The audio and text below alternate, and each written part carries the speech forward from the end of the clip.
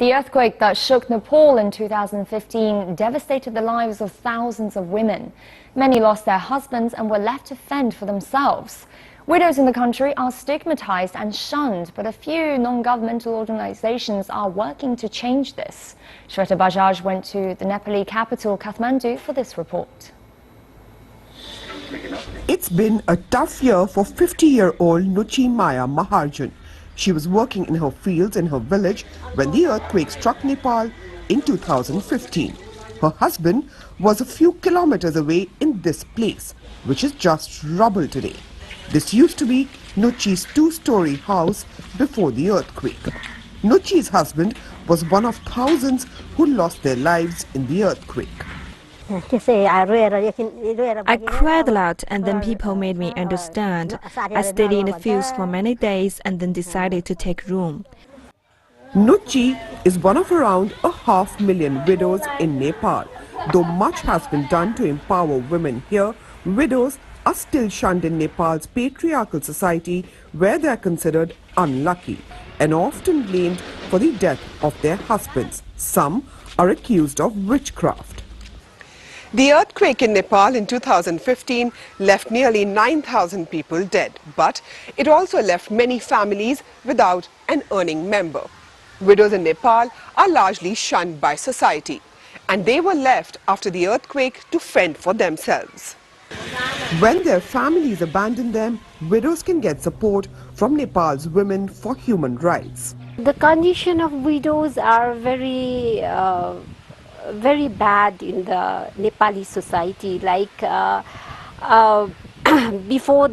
after they get married, they are treated very well, very nicely. But when their husband died, they are treated like very worse, no, like animal. Women for Human Rights helped Nuchi build this makeshift shelter. The group works in 73 districts. More than 100,000 single women are members.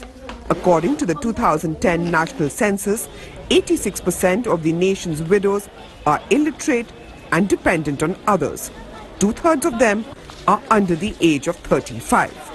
In 2009, Nepal's government put forward a scheme to offer men a lump sum of nearly $650 to marry widows.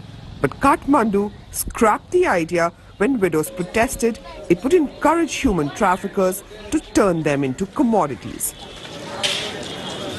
Until recently, widows over the age of 60 received a so-called survivor allowance, but only if they had no other support. Now the government is supposed to provide all widows with a monthly allowance. Meena Shrestha says she hasn't received any money yet.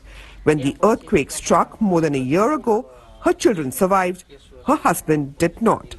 Like many Nepali women, Meena never went to school and married early at age 14. She struggles to take care of her two sons while working in the fields. I have to take care of my children and I have no money. I'm still waiting for my money from the government so that I can build this house.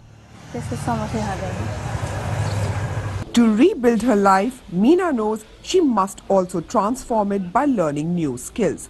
Like education, job training is still unavailable to many Nepali widows like Meena. Shweta Bajaj, CCTV, Kathmandu, Nepal.